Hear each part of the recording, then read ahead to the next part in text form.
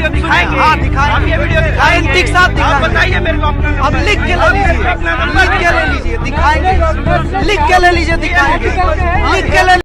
ये वीडियो जो हमने आपको शुरुआत में दिखाई, इसमें जो शख्स आपको भीड़ के बीच अपना बचाव करता नजर आ रहा है वो एक पत्रकार है। पत्रकार की अगर बात करेंगे तो उसका कोई धर्म, जाति या मजहब नहीं होता दोस्तों। वो सिर्फ एक पत्रकार होता है जो जनता के मुद्दों को मुखर करता है।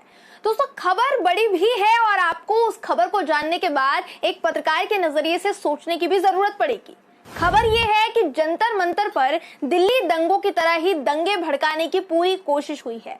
भारी तादाद में भक्त सेना या यूं कह लें कि आरएसएस के लोग थे या फिर कौन लोग थे वो, लेकिन वो भक्त सेना थी, वो वहां नजर आई और इनकी भीड़ से एक नारा गूंज रहा था। हो सकता है ये नारा आपने पहले भी सुना हो। ये नारा था मुल्ले काटे जाएंगे, राम राम चिल्लाएंगे। दूसरा नारा था भारत में अगर रहना है तो जय श्री राम कहना होगा। इस भक्त सेना की अगुवाई कौन कर रहा था और वो भी हम आपको दोस्तों बताएंगे, आगे की खबर में बताएंगे। लेकिन उससे पहले आपको मैं बता दूं कि अनमोल प्रीतम नाम के पत्रकार हैं।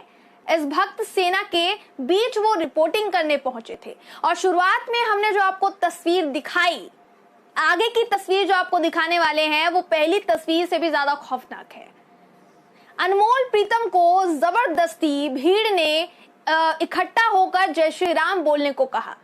आपको वीडियो दिखा देते हैं, फिर इस भक्त सेना की अगुवाई कर रहे महान शख्स का नाम आपको मैं बताऊंगी कि वो महान शख्स कौन सी पार्टी से है, ताकि अंध भक्तों की आंख जो बंद है ना वो खुल जाए।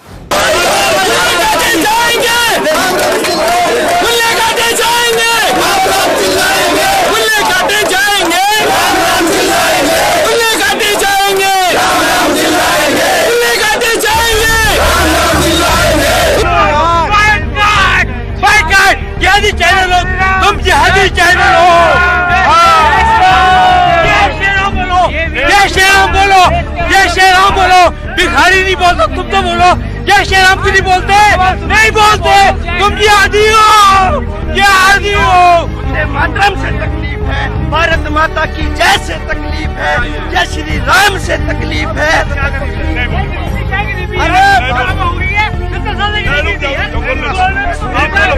सवाल तो सुनिए, सवाल तो सुनिए आप लोग, सवाल तो सुनिए। वीडियो दिखाएंगे? हाँ दिखाएंगे। आप ये वीडियो दिखाएंगे? एक साथ दिखाएंगे। बताइए मेरे को अपना। अब लिख के ले लीजिए, लिख के ले लीजिए, दिखाएंगे। लिख के ले लीजिए, दिखाएंगे। लिख के ले लीजिए, दिखाएंगे। जय श्री राम बोलो, जय श्री राम बोलो, जय श्री राम बोलो।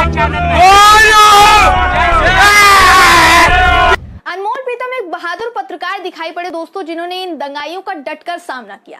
लेकिन क्या ये तस्वीरें एक सामान्य पत्रकार को दहला देने वाली नहीं है?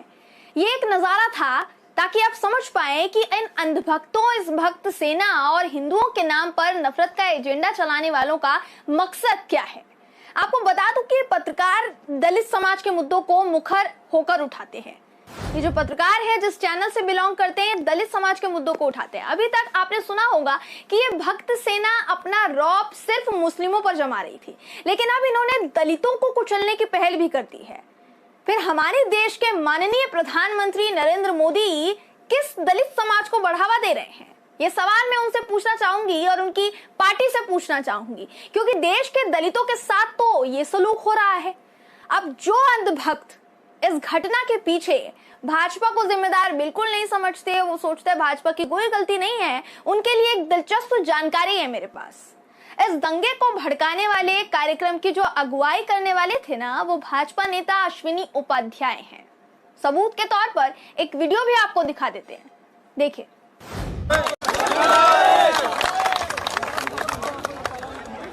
मुझे लगता है बारिश ज्यादा हो रही है।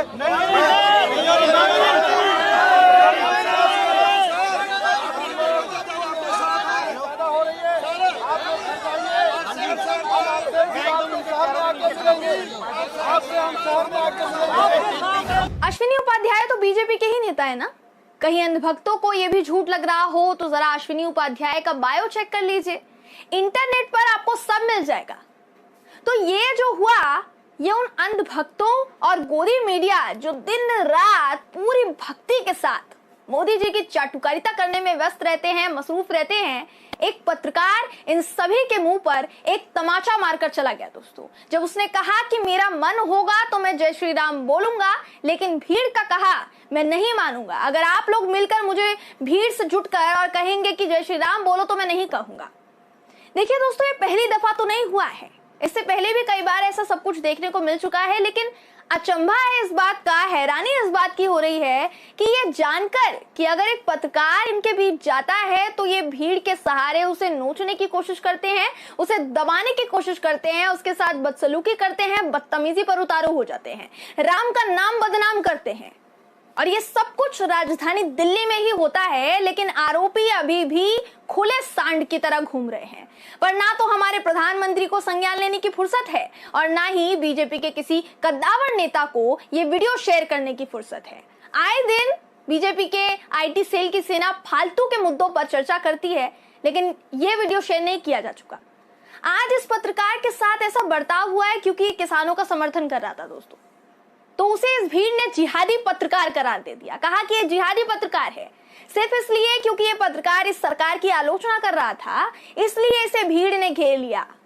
आलोचना दोस्तों हम भी करते हैं और ऐसे कई पत्रकार होंगे जो आलोचना करते हैं, तो क्या पत्रकार के लिए सरकार की आलोचना करना सुरक्षित है? ये सवाल है बहुत बड़ा। क्या पत्रकार सुरक्षित है ऐसी सरकार की निगरानी में?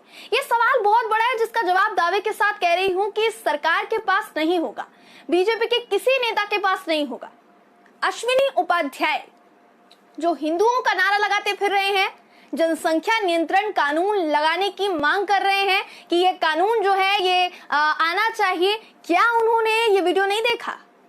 उनके नेतृत्व में ये दंगाई एक पत्रकार को धमकी दे रहे थे, उसके साथ बदसलूकी कर रहे थे, लेकिन उनकी जानकारी में कुछ भी नहीं है। क्योंकि दावे के साथ कह रही हूं, जब उनसे पूछा जाएगा तो कहेंगे कि भाई मेरे संज्ञान में कुछ नहीं है। एक तरफ अश्विनी उपाध्याय कहते हैं कि जनसंख्या नियंत्रण कानून इसलिए लागू होना चाहिए क्योंकि भाई जनसंख्या विस्फोट एक बड़ी समस्या बन चुकी है। तो फिर मुझे आप बताइए कि क्या इस समस्या का समाधान सिर्फ मुस्लिमों को काटा जाना है? क्या दलितों को कुचलना इसका समाधान है? मुल्ले काटे जाएंगे, राम राम चिल्लाएंगे, क्यों इस भीड़ में ये नारा लगाया गया? ये वीडियो दोस्तों शेयर जरूर कीजिएगा ताकि ये कुछ अंधभक्तों और बीजेपी के कद्दावर नेताओं तक जरूर पहुंचे जिन्हें इस घटना पर सांप सूंघ गया है, कुछ बोलने लायक नहीं है। जब किसान जंतर मंतर के बाहर बैठा तो मीनाक्षी लेखी ने उन्हें मवाली बताया दोस्तों। तो क्या ये वीडियो अभी तक मीनाक्षी लेखी ने नहीं देखा? ये वीडियो देखकर वो बताएं कि ये मवाली कौन है जो एक पत्रकार को धमकी दे रहे हैं। लोकतंत्र का चौथा स्तंभ है पत्रकारिता, और उसको धमकी दी जा रही है इस सरकार की निगरानी में। आपको पता है दोस्तों, इस सरकार का ना डर दिखा रहा है क्योंकि जो इनकी खिदमत नहीं करते उनसे ये इसी तरीके से जबरदस्ती अपनी बात मनवाते हैं। गोदी मीडिया के पत्रकारों को ये समझ नहीं आएगा। वो क्यों नहीं आएगा? क्योंकि जनता के मुद्दे गोदी मीडिया के ऑफिस की बड़ी सी मेज पर सरकार के रखे पैसों के नीचे दब जाते हैं, तो इनसे आप उम्मीद तो लगा नहीं सकते। लेकिन एक डिजिटल मीडिया का पत्रकार दलाली की कमाई नहीं खा रहा, इसलिए उसके साथ ऐसा सलूक किया जा रहा है। ये वाकई दोस्तों काफी शर्मनाक है, देखकर बहुत दुख होता है, काफी शर्म आती है कि ये सब देखने की बारी जब आ जाती है तो भाजपा के बड़े बड़े कद्दावर नेता जो दिन रात ट्वीट करते फिरते हैं और खुद प्रधानमंत्री नरेंद्र मोदी के मुंह पर टेप चिपक जाती है। इसे आप हिटलर शासन नहीं कहेंगे तो क्या कहेंगे? ये सारी बातें अंधभक्तों और इनकी भक्त सेना को अभी भी समझ नहीं आएगी, दावे के साथ कह रही हूं, क्योंकि उनके मुताबिक ये पार्टी हिंदुओं के लिए एक मसीहा बन चुकी है जो इनके मुद्दों को मुखर होकर उठाएगी। लेकिन एक कड़वी सच्चाई, एक असलियत इनको मैं बता दूं कि इन्हें शायद अंदाजा भी नहीं है कि कितने बड़े पैमाने पर इनका इस्तेमाल किया जा रहा है। हिंदुओं के बीच नफरत फैलाई जा रही है। नफरत फैलाई भाजपा ने, उनके समर्थन में भक्त सेना पीछे पीछे चली गई। अब जब भी पत्रकार के साथ ये सलूक करने पर इनमें से कुछ दरिंदों को सजा मिलेगी तो दलील ये यही देंगे कि उन्हें ये करने के लिए कहा गया था। तो आखिर में आप बताइए जेल कौन जाएगा? जेल जाएगा एक हिंदू। अब इस सरकार को एक ही चीज कहना चाहूंगी कि नफरत की राजनीति की वैलिडिटी जो होती है ना, सिर्फ कुछ दिनों तक ही होती है, और यहाँ तो सब साफ साफ दिखाई दे रहा है। तो आप समझ जाइए कि आपकी इस नफरत की राजनीति की वैलिडिटी कितनी ज्यादा है। बहरहाल दोस्तों, इस पूरी खबर पर आपकी राय बहुत जरूरी है। कमेंट बॉक्स में कमेंट करके जरूर बताइएगा। अगर आपको ये वीडियो पसंद आई हो तो वीडियो को लाइक और शेयर करना ना भूलें। फिर मुलाकात होगी आपसे, तब तक के लिए नमस्कार।